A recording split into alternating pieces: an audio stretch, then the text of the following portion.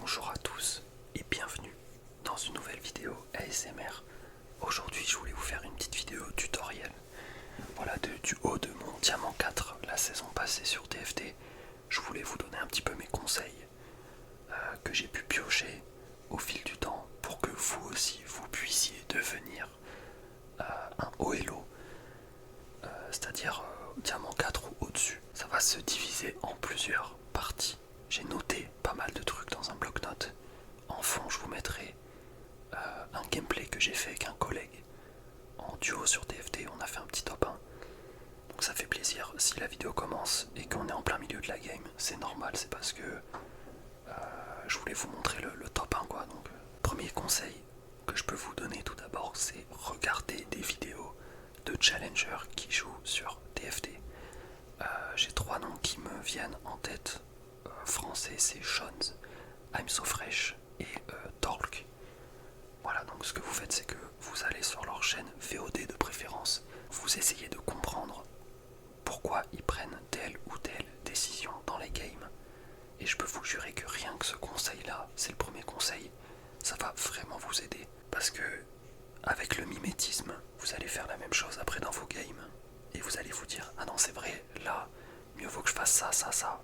Et du coup, boum, vous allez pouvoir un peu climb vos games. Donc voilà, premier conseil, regardez des vidéos et essayez d'analyser les games. Ensuite, on vous dit souvent jouez ce que le jeu vous donne. Alors oui et non.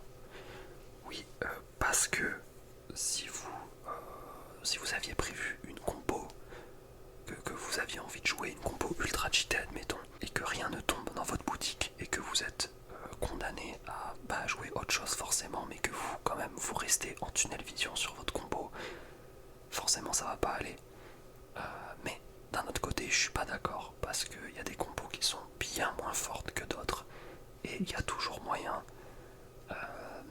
plus ou moins difficilement, d'aller chercher des compositions qui sont parmi les meilleures. Voilà, moi c'est ce que j'ai fait. Je me rappelle qu'à l'époque, au 7-9, il y avait quelques combos qui étaient au-dessus du lot, comme le 7-10, comme les 7 précédents, je pense.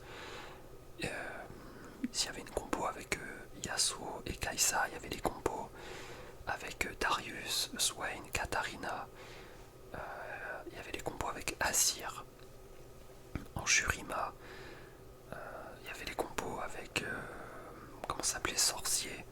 Donc ça c'est les combos, je vous conseille de les apprendre. Voilà, je vous conseille de les apprendre. Comment on joue l'early game, comment on joue le mid game et le late game. Et il y a plein de sites qui vous donnent un petit peu comment on place aussi les unités. Vous pouvez regarder TF Tactics ou Meta TFT. Ça peut un peu vous aider. Ça c'est un vrai conseil qui a bien marché sur moi. Il n'y a pas de secret, en vrai vous apprenez les compositions. Ça veut dire que vous arrivez dans la game, on vous propose les premiers champs et à partir de ce moment là vous savez déjà sur quelle composition il faut vous orienter. Attention, j'ai dit orienter et pas sur quelle composition vous devez jouer absolument. Vous savez que vous pouvez vous orienter vers cette compo. Ensuite, un autre conseil, niveau économie. Niveau économie, on va aller dans le basique, mais évidemment, rester à 50 gold si possible pour avoir le bonus. Bon, ça c'est vraiment un conseil de base. Pas forcément utile, mais je préfère le préciser. Par contre, c'est pas toujours le cas. C'est pas toujours le cas. Pour les win streaks par exemple et les lose streaks, c'est ce qu'il faut prioriser en early game, en mid game, en late game. C'est quelque chose de très important. Donc par exemple quand vous commencez une game et que vous avez un board que vous considérez comme strong, n'hésitez pas directement à passer niveau 4 pour ajouter une unité qui peut ajouter des synergies à votre équipe, et vous êtes sûr qu'avec ça vous allez rouler sur tout le monde jusqu'au carrousel ou jusqu'au Krugs. Voilà. Et inversement, si vous êtes en loose streak par exemple parce que vous avez un board minable et que en plein milieu de votre loose streak, et admettons que vous êtes à 3 loose streaks,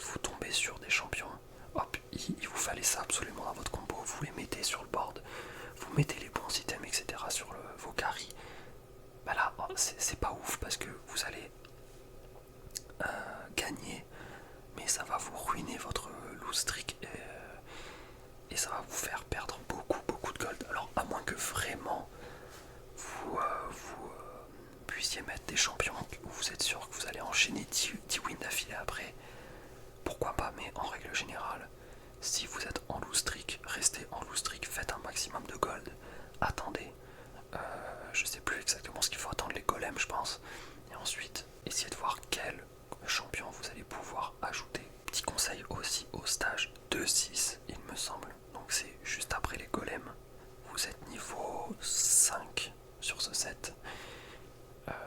Si vous jouez une combo high reroll, c'est-à-dire que vous voulez par exemple une Annie 3 étoiles, bon, la combo sera nerf demain, donc on peut pas parler de Annie, mais un autre champion que vous voulez, high reroll, Jinx par exemple, et que vous avez pas mal de Jinx sur votre banc, n'hésitez pas, juste après les golems, à roll jusqu'à à peu près 32 ou 33 gold, et à ce moment-là vous arrêtez, vous attendez de reprendre des gold dans les 2 prochains fights et vous recommencez à reroll.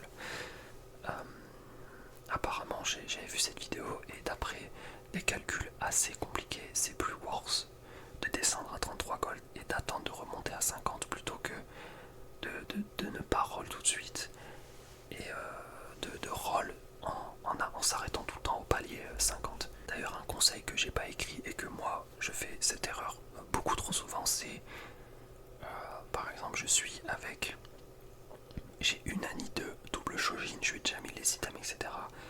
Et sur mon banc il y a 2 Shojin, il y a 2 Annie, ça veut dire qu'il m'en manque encore 4 à avoir.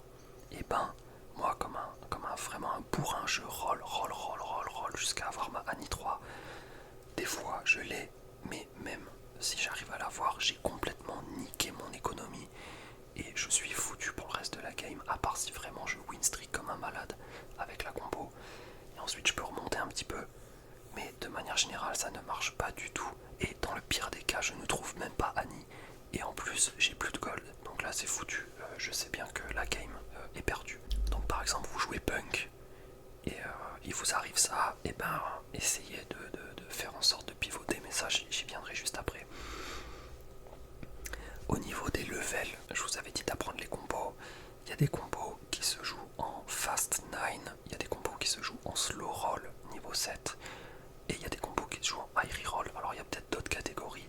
Fast 9 c'est rapide, vous allez au niveau 9 le plus vite possible pour aller toucher des légendaires et des 4 étoiles. Slow roll 7, vous essayez d'avoir des champions 3 étoiles qui coûtent 3 pièces, donc Urgot, Samira, Miss Fortune. Vous pouvez aussi high reroll comme je viens de dire, donc des champions one cost. Comprenez bien que suivant ce dont vous allez vous diriger, vous allez devoir choisir une option. Voilà, et on verra après, mais il va falloir scout un petit peu. Niveau level aussi, ne pas hésiter à up si vous avez un strongboard pour continuer à win une streak. Par exemple, moi j'avoue que j'étais un petit peu peureux de dépenser des gold pour ajouter des unités, pour renforcer mon board qui était déjà super fort de base. Mais Jones, je remarque qu'il fait beaucoup ça, c'est-à-dire que il est niveau 5 par exemple, il a 30 gold. Pour monter niveau 6, ça lui demande 16 gold pour qu'il ajoute une unité, pour que son board soit vraiment strong. Et ben il va le faire, il va dépenser 16 gold et il va aller ajouter son unité, alors que moi c'est un truc que jamais j'aurais fait. Donc faites-le si vraiment votre board devient ultra puissant. Ensuite, niveau item, ça paraît un peu bateau ce que je vais dire, mais apprenez quels items vont sur quel champion. Voilà, apprenez les meilleurs items qui vont sur tel ou tel champion. Ça va vous aider par exemple en début de game. Quand vous allez faire les phases de PvE, vous allez vous dire ok, j'ai tel ou tel item, il va pouvoir bien se synergiser avec tel ou tel champion. Donc peut-être que je vais pouvoir partir sur tel ou tel comp si j'ai tel ou tel champion dans ma boutique. Ça peut vraiment aider parce que moi par exemple j'ai pas encore appris les combos, tout ce que je vous dis, j'ai pas encore appris. Quand je chope tel ou tel item, je me dis bon bah je vais le mettre sur mon one cost et basta, alors qu'en vrai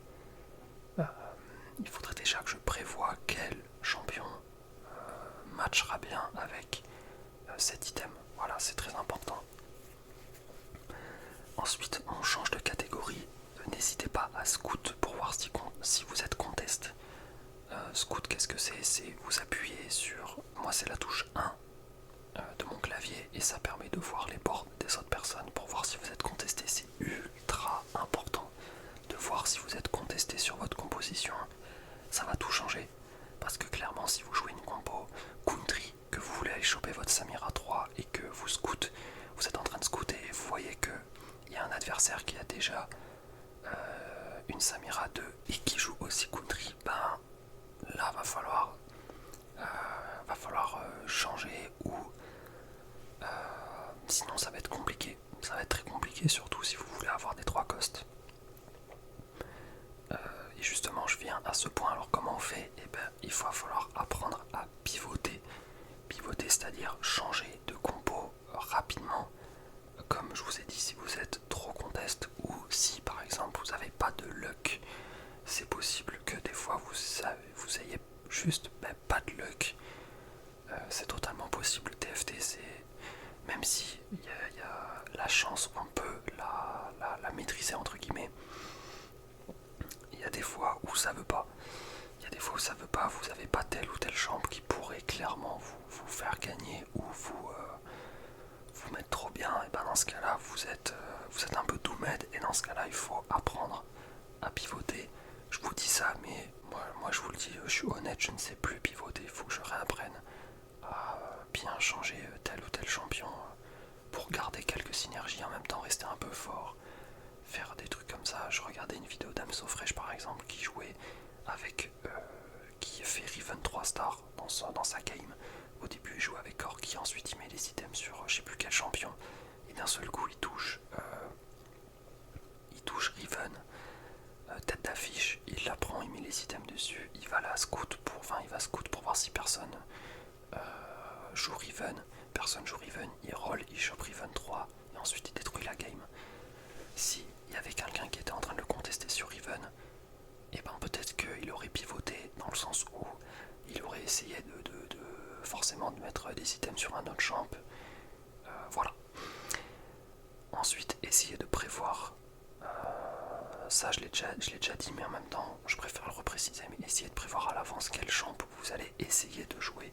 J'ai écrit essayer en majuscule comme un fou parce que on peut se dire je vais jouer tel ou tel combo et au final on se rend compte que on n'a pas les champions en early game pour ou alors on est contesté et donc vous allez devoir vous adapter. Mais ça, vous verrez que c'est pas ultra compliqué quand vous avez appris les compositions. Déjà, vous apprenez les 5 meilleurs compos du jeu, vous allez climb 100% c'est sûr. Et le dernier point que j'aimerais aborder, le plus important, c'est de s'amuser parce que quand même, faut que je le rappelle, mais on joue à un jeu vidéo. On joue à un jeu vidéo, les jeux vidéo c'est fait pour se détendre, c'est fait pour se distraire, c'est fait pour voilà, passer un bon moment.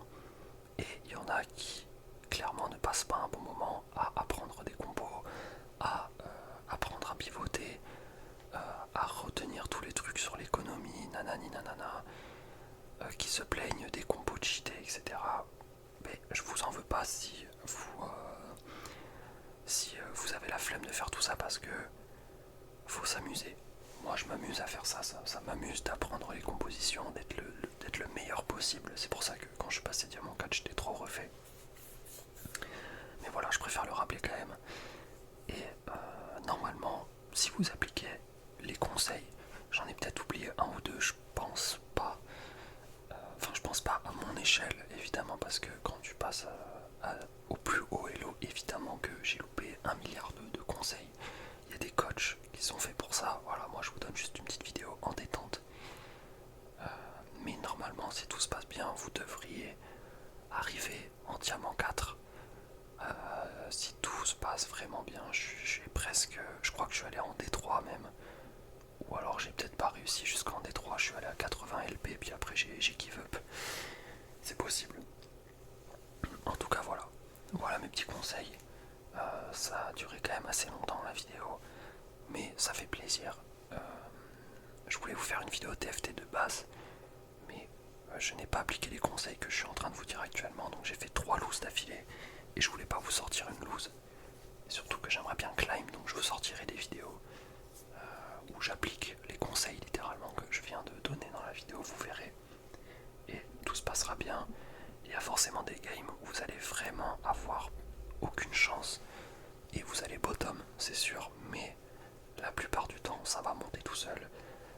Encore une fois je cite Shones, mais quand tu peux regarder son historique, il jouait en gold ou en platine au début du nouveau set, et il y a quelques games où il avait fait top 7 et tu te dis mais c'est pas possible, il est challenger et il fait top 7 en platine. Ben ouais, il y a des fois ça veut pas, tu te fais complètement baiser par le jeu et c'est comme ça, mais ça n'empêche pas que il va finir challenger ou grandmaster à la fin de la saison, c'est sûr. Sur ce, je vous dis